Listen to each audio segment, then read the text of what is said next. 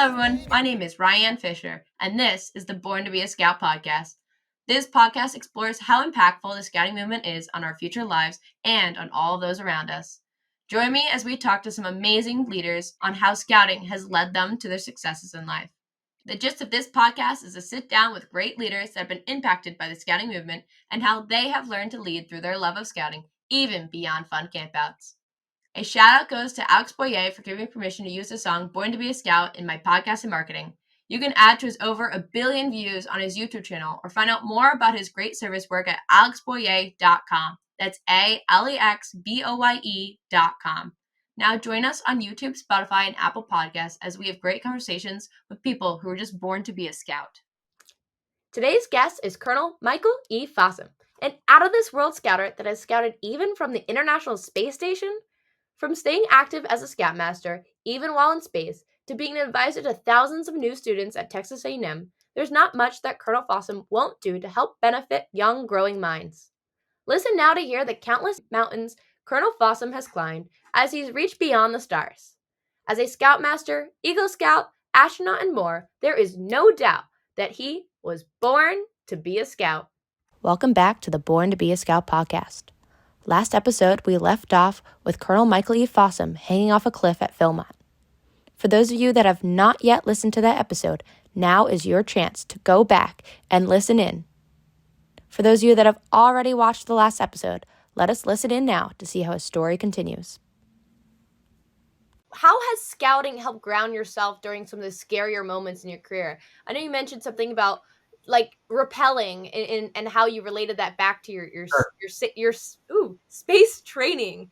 Sure. What was that about? Well, again, scouting, the goal, and it's an achievable goal as you're working your way through ranks, merit badges, and other things, even the impossible ones like astronomy. You find a way. But the other stuff is the teamwork. It's being a leader. It's being part of a high functioning team, and you practice and you get better. And my troop liked to win camporees. This area scout competitions, we liked to win, and that same attitude of practice, get your team perfected. But the other things were the small things that you'd never expect. On my very first spacewalk, I was fortunate to do 7 spacewalks for over 48 hours working outside on my 3 different missions. So on my first spacewalk, I remember being terrified when I slid out of the airlock. I was a rookie, so the senior astronaut, Pierce Sellers, was outside already.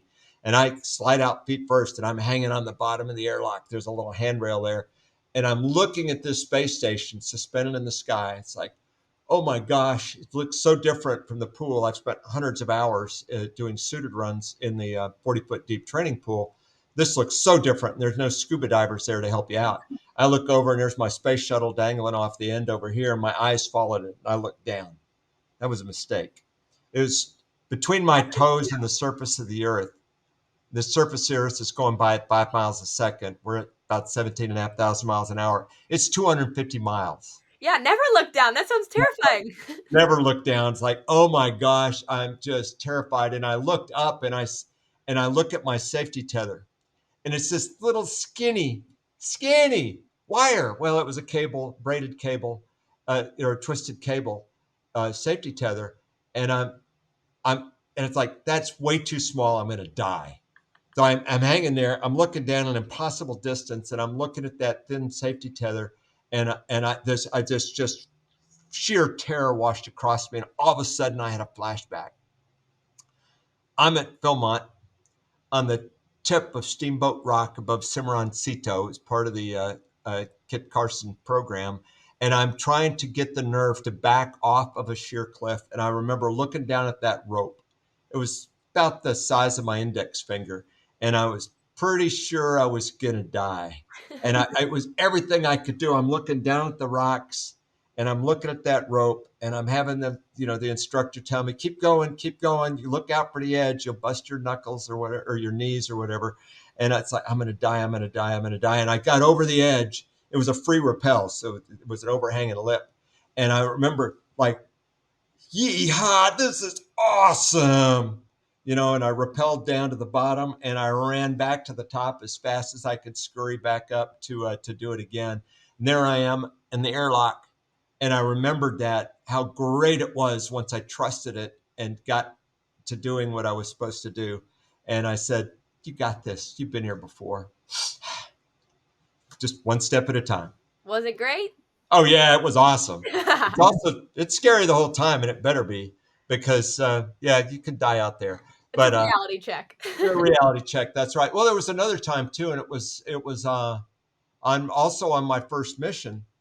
We had some. We were swapping out some damaged equipment reels, part of a mobile transporter on the space station. These are great big things, and they launched in the cargo bay of the shuttle with this a big shroud over it, and they had to be protected from the extreme temperatures of space, which are roughly plus and minus 250 degrees.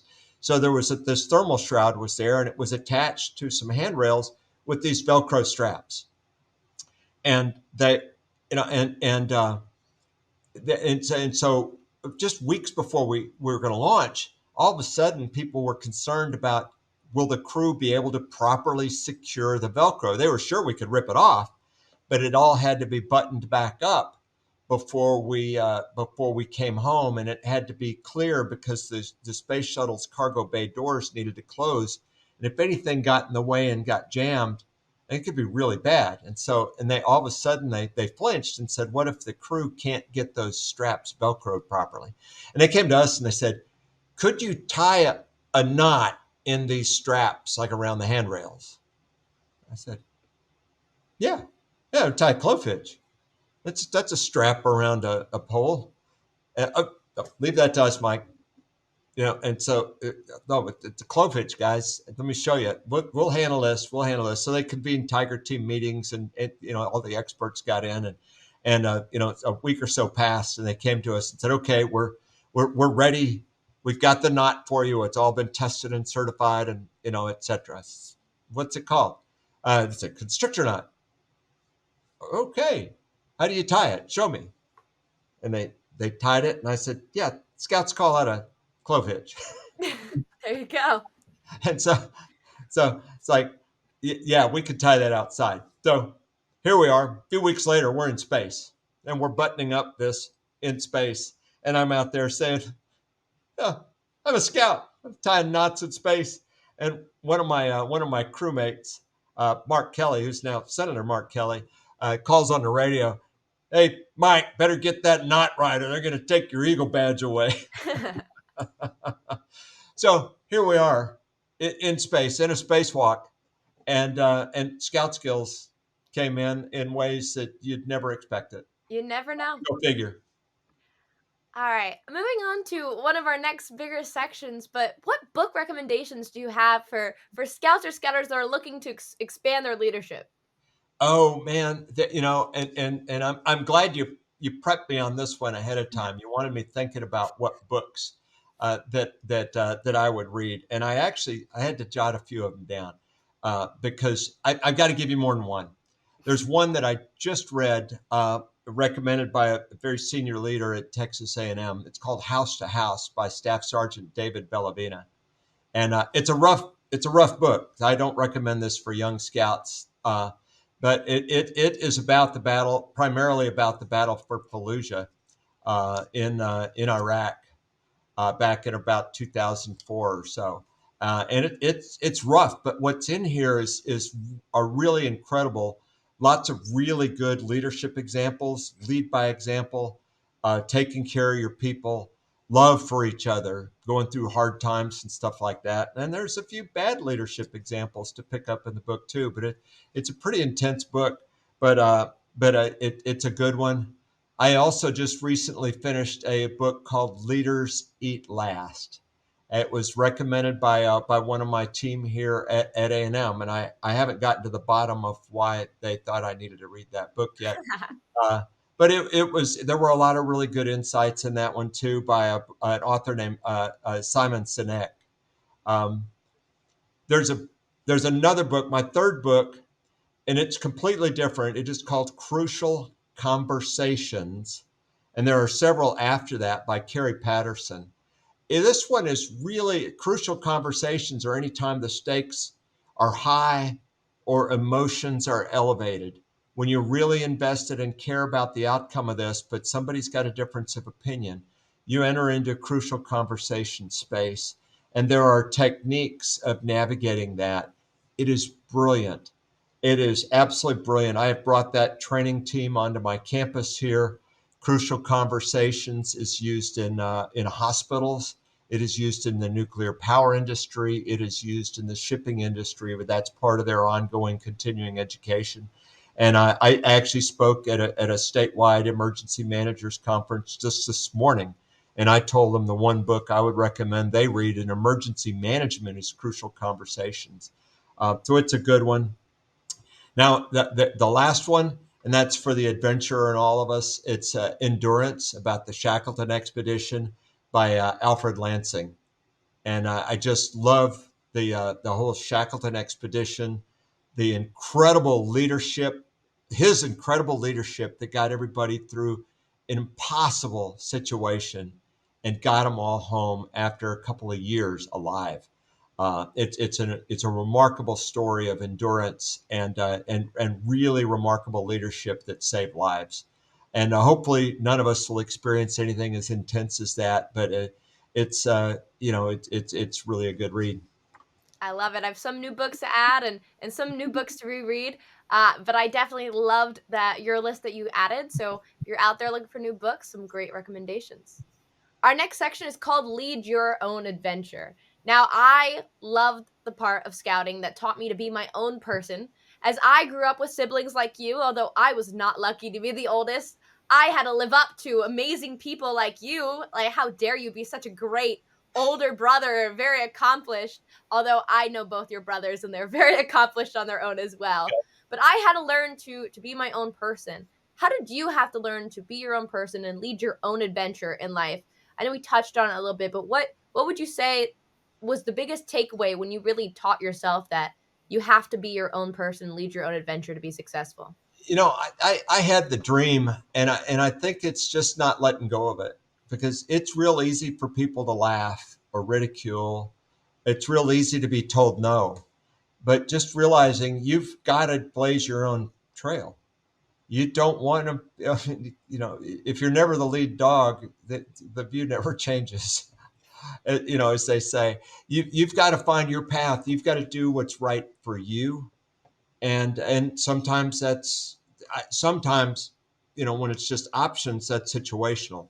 Your moral compass needs to be firmly centered on truth and right and honesty and integrity, the values, in the Scout Oath and Scout Law that we uphold in scouting, that we ingrain through many years. It's not just reciting them. It really becomes a way of life, and you've got to be true to those things. But some time. I am a person of faith, and I've spent time in prayer, especially through these years of uncertainty, of striving and stuff. And I think a lot of people will launch a prayer, and even prayer like, what should I do here? I've got a couple of different options. I was up one morning and you've got to spend some time listening too, not just, hey, Lord, give me a sign. What am I supposed to do here? Or help me do this, make this happen. Thanks. I'll see you later. Now you got to spend some time listening, because that's when he speaks to you.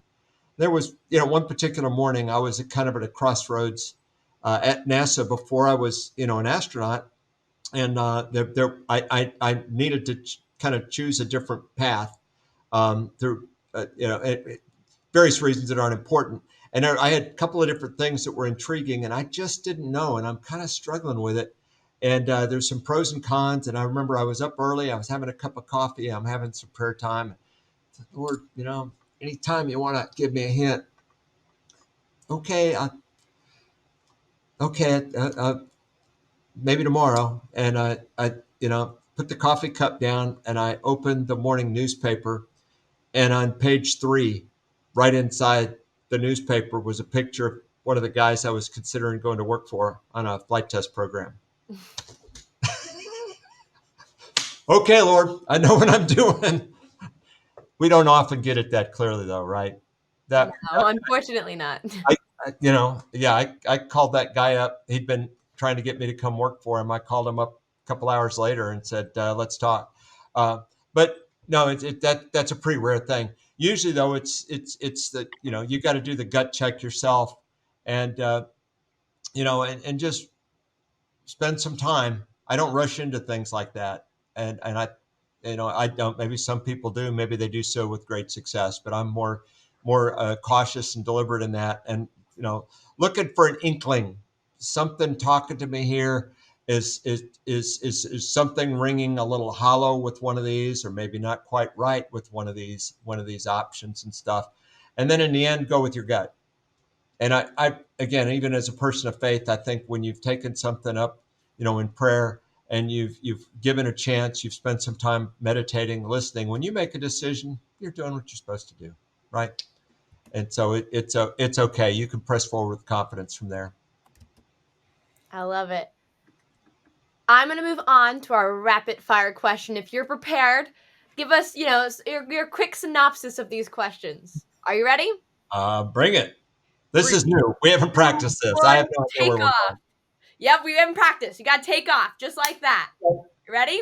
What does it mean to you to be a scout? It means upholding the values of scouting, sharing the fun, friends, and adventure with the next generation, and growing leaders, preparing them for their adult tomorrows. What does it mean to you to be a leader? To be a leader is to live with that integrity of the values of scouting, not as well as on this campus, the values of Texas A&M University, which are closely aligned with those of scouting. I've got to live the values. I've got to look out for my people. I've got to look for opportunities for my group to continue to grow and to succeed, and whether that group is my scout troop, whether that group is by part of the university with 2,500 students. I'm looking out for all of them, and I've got to do it with the utmost integrity, transparency, to do the best I can do. Never perfect. I can't claim that, but as long as I'm doing my best, I know I'm doing the right. I'm doing it right. Now, this one was suggested by my mother, but what is one thing that you wish you'd gotten to do in the space station that you hadn't? So maybe something you'll do if you ever go again. Ooh, I got to do it all. No, the one thing I wish I could see, I got to see the eclipse last week. Ooh. And from north of Austin, I was at a scout camp, Smiling V Scout Camp of the Capital Area Council last week. It was broken clouds and some haze, but we were in the line of totality, and it was stunning. I would love to see that from the space station. I got to do a lot up there, but I would love to see a solar eclipse. I'd love to see a lunar eclipse, and I just missed seeing a comet. I think that would be awesome. What was your favorite thing to do in the space station? Really looking at Earth, practicing, learning how to do low light photography, which and what I started doing when I saw the aurora for the first time up there. I had seen a glimpse. I saw the aurora the first time, and I've talked about filming. I haven't talked about Boundary Waters. I've also made 5 trips up there, and on my very first trip to the Boundary Waters, we had a stunning aurora display over close to half of the sky that was just shocking one night up there, and it's kind of a life quest to see it again. On my shuttle missions, you could see a little green glow on the horizon, but it wasn't a real bloom. Well, on the space station, I opened the shutters to the cluster of windows on the bottom of the station one night, and by the way, you have 16 nights in 24 hours because you're orbiting the Earth in an hour and a half. And so we were over the southern Indian Ocean, just to the west of Australia, and like, oh my gosh, this incredible rippling, pulsing river of green I'd seen from below. Now I'm looking at it above, and the green was below us, and the red came up to our altitude. It was just mind blowing, and I said, I've got to figure out how to capture this on the camera. I had not been trained in low light photography. And so, and by the time I got my wits around me, we'd kind of flown away from that aurora, and I said, I've got to figure out how to do this. And so I started digging into the settings. I was contacting my photo TV, my camera instructors on the ground, saying, okay, how do I do this? And they gave me some settings to play with and stuff. And so that's what I loved, was doing the night photography. And when I really got it down, I was doing sequences of at night.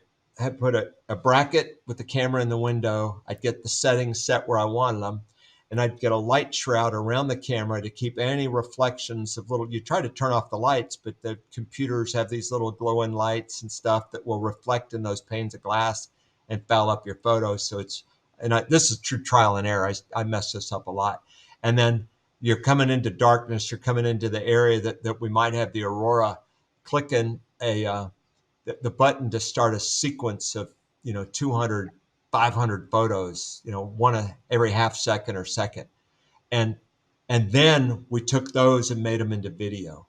Okay, we're definitely gonna have a conversation about photography because I definitely love photography, and this sounds amazing. Oh, it was nobody had done it before, and I got this sequence, this aurora sequence, and I was like, and I'm going through it and say, oh, this is good, you know. And I sent it to the ground, and I said it's in a folder. There's aurora. You can make that into a video. And and I called down and said, "Hey, did you guys get a look at those aurora pictures because they're time sequence? You can make." Oh yeah, Mike, we'll check into it. After a week, that it was pretty clear nobody had done this yet, and so I spent a whole weekend on the space station.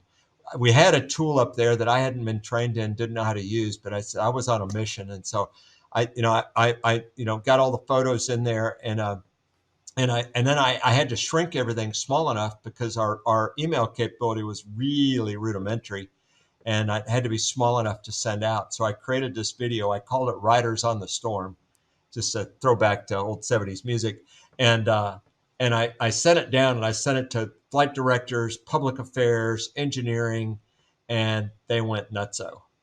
Love it. A mini mountain to accomplish. And anyway, yeah. Um, Before the call, during our pre-call, you made a statement. So to quote you, you said, "Without the new guy, we won't be around in a couple of years. Without the old guy, you won't know what is needed to grow." What does this mean to you? Right. Well, that was a conversation we had in the troop that I served as Scoutmaster. I think it was actually before I was Scoutmaster, but we had a troop that was getting smaller, and we had not recruited for various reasons. We hadn't recruited any new youth for 2 years. And what the older scouts, they kind of liked it because hey, we don't have any of those younger, kids that don't know what to do in the troop, so we're all pretty high speed, and that we had exactly that conversation, guys. In 4 years, 5 max, we won't have a troop. You will not have a troop to come back and visit if we don't start recruiting. And in fact, well, we had to shrink down. We had to shut down one of our patrols, and they took that very personally. But you can't have a patrol with just 6 people in it with no signs of growth. And so I really threw down on them, and like we've got to really make every one of you needs to bring a friend. Don't you have a friend you like hanging out with that's not a scout yet? And 1 year after that, we did that at a junior leader training at one of the troop um, uh, the annual training meeting, and planning meeting, and they threw down, and everybody in the troop from scouts through parents started reaching out. I told parents, put a scout sticker on the back of your car. We had moms recruiting scouts from grocery store parking lots. Love it. Somebody came up and said, "Hey, I see the scout sticker on your car. We just moved here from out of state and we're looking for a troop." Well, I've got the troop for you. Within a year of starting that, we had enough scouts in the troop to restart that patrol again and keep going. But it's really the idea. That's the way the program is designed. It's where where the new scouts come in and they learn from all these older brothers, or for a ladies troop, for all these big sisters that are in there. And we've got a vested interest, and we need to grow that culture of you want them to learn. Teach them quickly so that they become effective and productive, and you don't have to help them set up their tent every time, and they can help with the cooking and cleaning and all those chores, so we can get that done and we can go do the other adventures. And so, but you've got to recognize you always have to have some new blood coming in, and you've got to have the challenges and the opportunities for the older scouts to continue to grow their leadership skills that are going to be life skills. Leadership's not a scout skill. It's a life skill. It's a professional skill that's valued in every single profession out there. So that's really getting them ready for the adult world. Now, I heard you did an interview on the International Space Station. I don't know if you want to real fast showcase the fact that you're both an astronaut and a scout leader, as you're right now wearing both uniforms. Oh, Uh, well, yeah, astronauts like to collect patches too. These are my mission patches and stuff. But since we are talking scouting today, I am wearing my uniform too. So, I love it. What was a quick comment on your greatest thing about getting to do? I believe it was a border oh review yeah, yeah, on yeah, the yeah. space So station. How was that? I was a scoutmaster. I was still the scoutmaster when I flew to the space station. I was scoutmaster on my second space shuttle mission, but that was only 2 weeks, so it's not a real big deal. But I really loved being scoutmaster, and I was very fortunate to have a great team of adult leaders, and some really best friends of mine that were willing to be the full time assistant or really acting scoutmaster while I was in space. But I retained my Scoutmaster title and even some of the responsibilities while I was on the space station for half a year. I did a Scoutmasters conference with all 35 of my scouts from Love the it. space station. That's And really cool. that was such a cool thing to do for me to stay connected to them. And they were so thrilled to be part of my mission. And I gave each of them a special commemorative patch that I had made for my Living the Dream patch. And I did the very first one was a neighbor kid. He grew up 2 doors down from me. I've known him since he was about 2 or 3 years old, or maybe younger. And he was at scout camp at El Rancho Sema, and so I coordinated it with the adults, and I could call down. They couldn't call up, but I could call down using basically a data link to phone lines, and uh, and so how cool it was to talk to him and all of the guys. It was something that they will never forget, neither will I. I love it. I'm gonna read one more of your quotes because I think it was a really good connection for youth to make that they maybe not have been able to make on their own and they can use in the professional world, and then we'll get in our last question. Okay. You had said during our call, after reflecting a bit, that scout meetings are kind of like going to school, whether that be your university or your high school, where you really learn the skills. But camping is like entering the real world, doing your job. And high adventure trips are that opportunity for you to experience the world when it gets crazy. Maybe when your job is entering in its peak season, or maybe college finals when you're trying to figure out how to organize your life. But I thought that was a really great reflection point that you made during our pre-call that a lot of kids my age really struggle to put words to when they're trying to explain to others about their own experiences. Well, scouting teaches you how to grow in incremental steps. You learn troop meetings. You learn in classes.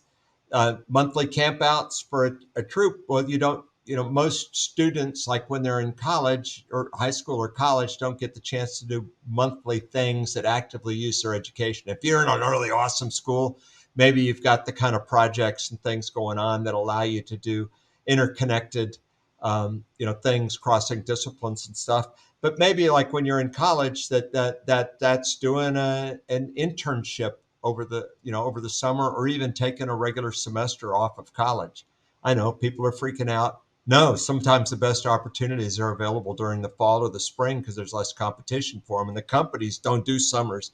They don't care. They're willing to take people on Yeah. around the calendar very often. And one of my sons did exactly that to get a dream job working for the U.S. Embassy in Lithuania during one There of you go. his breaks from college.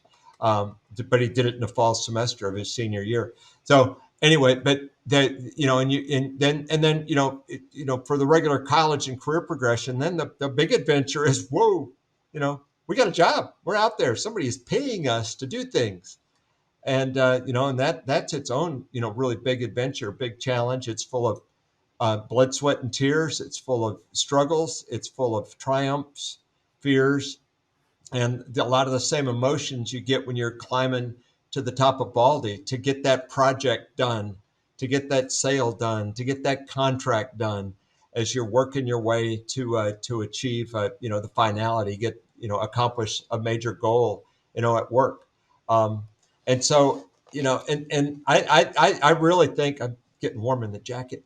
That even at work, it's when you have the big the end of the big deal. Like for me right now, one of the big deals every single year is doing the at sea training with my maritime cadets. They go to sea for about 70 days every summer. They're not working at Burger King in the summer. They're at sea training. Yep. And it's a big deal. You've got hundreds of students on there, many, many employees on there. We're sailing, around, the ocean. We've been to, Iceland and South America and the Caribbean, and a lot of things can go wrong with the ship and with human behavior, frankly. So it is a big relief and a celebration when we leave, because there's a lot just getting ready to leave, and we celebrate with all the parents and everybody here to sail out with them on small boats. And then when they come back, it's another celebration.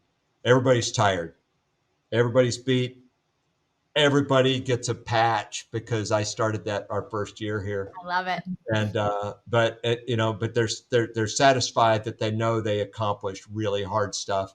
And then you celebrate, and the crew, and my team, I mean, we celebrate, we go to dinner, it's like hallelujah, we got through the summer, we got everybody back home. And and we've helped move all of our students along to being good mariners. And so it's recognized when you're having that hard push. For accountants, it may be tax season. Yep. You get through tax season, you take the team out to a nice dinner, and you celebrate the fact that you've done that. And and you kind of learn that thing in Scouts. You have a really good camp out. The next meeting, maybe it's a camp out where it rained and it was horrible. The next meeting, you come in and you find out, instead of a normal program, you got ice cream tonight. It's just doing something fun for a change. There you go. All right, into our last question. I know this one's a longer podcast, but I think that Colonel Fossum has so many great things to say. So he's going to wrap us up with a very impactful message on what and how he leads the Prepared for Life motto and slogan in his day-to-day life. So how do you live by the Boy Scouts slogan, Prepared for Life? Prepared for life means for anything. It's whatever comes around the corner. There's a body of knowledge associated with my career and when I was in the technical world that I had to own. And I had to work to make sure that that was honed and ready, prepared for life, prepared for the opportunities.